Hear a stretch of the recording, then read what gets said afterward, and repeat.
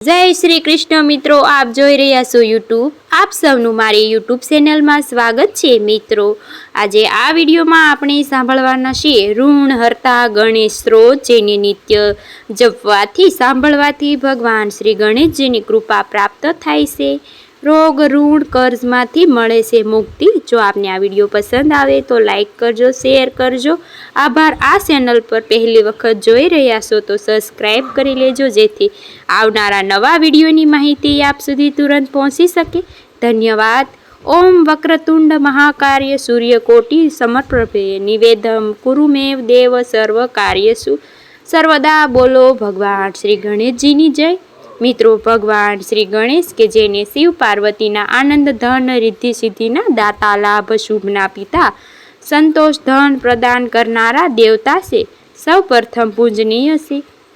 ભગવાન શ્રી ગણેશના આશીર્વાદથી મુક્તિ ભક્તિ પ્રાપ્ત થાય છે. ભગવાન શિવ ગણેશજીને વરદાન આપ્યું છે કે અને તેઓ વિઘ્ન વિનાશ છે, એટલે કે વિઘ્ન બાધાને દૂર કરનારા છે, વિઘ્નહર્તા છે, વિઘ્નહરણ પણ છે. આજે કારણ કે કોઈ પણ આપણે માંગલિક કાર્ય કરીએ, શુભ કાર્ય કરીએ, વિવાહ આદિ કોઈ પણ કાર્ય હોય, ગૃહ પ્રવેશ હોય, તે કોઈ પણ વાસ્તુ હોય, ત્યારે શુભ મુહૂર્તમાં અનુષ્ઠાન સર્વપ્રથમ ભગવાન ગણેશજીનું આહ્વાન થાય છે, જેથી કાર્યમાં કોઈ રૂકાવટ ન આવે અને સિદ્ધિ પ્રાપ્ત થાય. હવે આપણે જાણી લઈએ કે આ ઋણ હરતા ગણેશ સ્ત્રોત પાઠનું અનુષ્ઠાન જે ભક્તો કરવા માંગે છે તે કેવી રીતે કરે, પૂજન કેવી રીતે થાય. દર બુધવારે અથવા સંકટ ચતુર્થી, વિનાયક ચતુર્થીના દિવસે અથવા નિત્ય પણ ભગવાન શ્રી ગણેશજીની સામે ધૂપ દીપ નિવેદ આદિથી પૂજન કરવું. લાડુ કે કોઈ પણ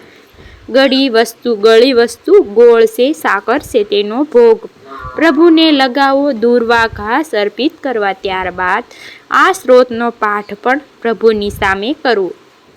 ભગવાન શ્રી ગણેશજીને આ સ્ત્રોત પાઠ નિત્ય કરવાથી સાંભળવાથી કર્જમાંથી, સમસ્યામાંથી મળે છે મુક્તિ. ભગવાન શ્રી ગણેશનું આ સ્ત્રોત માટે એક કથા પણ શાસ્ત્રમાં કહેવાની છે. જ્યારે જે ભગવાન મહાદેવ અને દેવી પાર્વતી કૈલાસ ઉપર બિરાજમાન હતા, ત્યારે દેવી પાર્વતીએ ભગવાન ચંદ્રશેખરને પૂછ્યું, હે સ્વામી, હે પ્રભુ, જે લોકો કોઈ કારણવશ ઋણ કર્જમાં ફસાયેલા રહે છે, મુક્તિ કેવી રીતે પ્રાપ્ત કરે? ત્યારે ભગવાન મહાદેવ દેવી પાર્વતીને કહે છે કે હે દેવી, આપ જગતના કલ્યાણ અર્થે આ સુંદર પ્રશ્ન પૂછ્યો છે, હિતકારી પ્રશ્ન પૂછ્યો છે, માટે તમે ધ્યાનથી સાંભળો.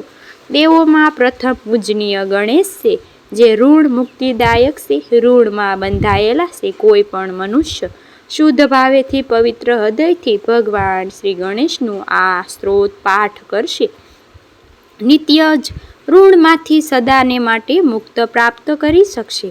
આ કથા પ્રમાણે જોઈએ તો ભગવાન શ્રી ગણેશનું આ સ્ત્રોત ઘણું પ્રભાવશાળી છે.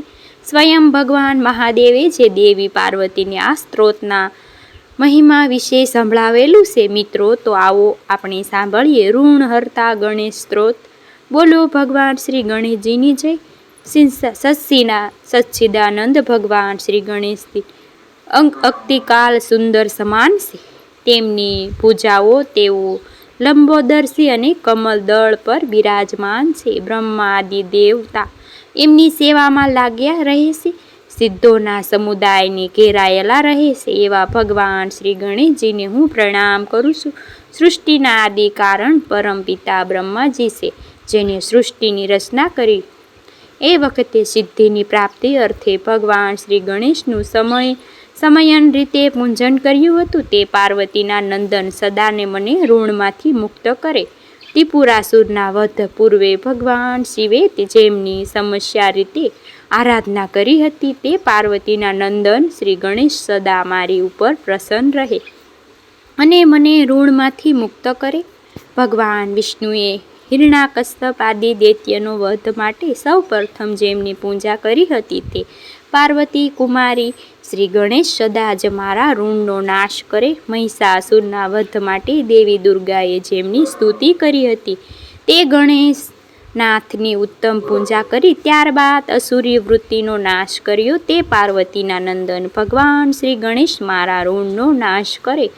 કુમાર ક્રાંતિએ તારકાસુરને વધ કર્યો એ પૂર્વે જેમની ભલી ભાતી સુંદરી રીતે પૂજન કર્યું તે પાર્વતીના પુત્ર શ્રી ગણેશ સદા મારા ઋણનો નાશ કરે. ભગવાન સૂર્યદેવે પોતાને તેજોમય પ્રભાવની રક્ષા માટે જેમની આરાધના કરી હતી તે પાર્વતીના નંદન ભગવાન શ્રી ગણેશ મારા ઋણનો સદૈવ નાશ કરે. ચંદ્રમાએ પોતાની ક્રાંતિ પ્રકાર જેમની સિદ્ધિ અર્થે ગણનાયક પૂજનીય કર્યું હતું જે પાર્વતીના પુત્ર શ્રી ગણેશ સદા મારા ઋણનો નાશ કરે. વિશ્વામિત્ર ઋષિએ પોતાની જ રક્ષા માટે તપસ્યા દ્વારા જેમની પૂજા કરી હતી તે પાર્વતી પુત્ર શ્રી ગણેશ મારા ઋણનો નાશ કરે. ભગવાન શ્રી ગણેશની સ્તુતિ રૂપમાં ઋણ હરતા ગણેશ સ્ત્રોત દારૂણ દરિદ્રાનો નાશ કરનાર છે.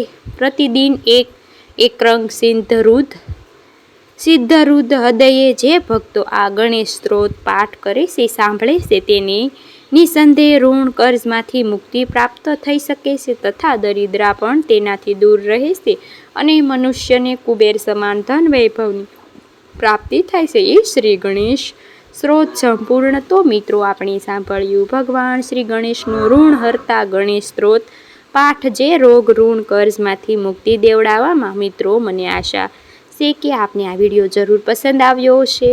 ઓમ ગમ ગણપતે નમઃ. ઓમ શ્રી સિદ્ધિવિનાયક નમઃ. ઓમ અષ્ટવિનાયક નમઃ. ઓમ ગણપતિ બાપા મોરિયા. બોલો ભગવાન શ્રી ગણેશની જય. મિત્રો મને સાંભળવા માટે ધન્યવાદ. આપ સૌને મારા જય શ્રી કૃષ્ણ.